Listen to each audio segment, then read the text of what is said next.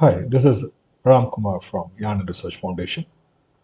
In this session, we are going to see how to install Jupyter Notebook in Windows 11. First, ensure that Python is installed in your system. Python capital E. You can see that 3.12.6 is installed. Then we try pip install Jupyter. Yeah, now it's installing Jupyter. At the present moment, I'm going to check whether Jupyter Notebook is installed. So I'll go to another directory. Okay, I will make a folder mkdir Jupyter work. Okay, I'll go to Jupyter work.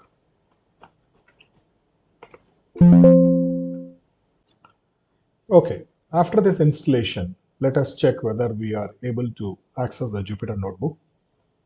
We are in a folder Jupyter work. Inside the folder, we will type Jupyter Notebook. Now you can notice that it's starting and it is connecting to a web address. So I'm going to open this. You can see here it's starting. Now I would like to start a new notebook. Want to test it. Okay. I will use the same kernel Python 3. Okay. Select this. Always start with the preferred one. I will use this also. Now I will try print. This is the first page of Jupyter. Then click run. Okay. So here the parenthesis is missing. Yeah, it's working fine.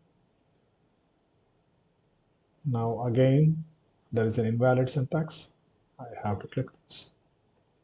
Yeah, now you can see it's working fine.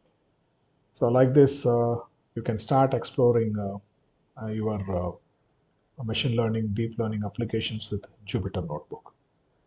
Thanks for watching.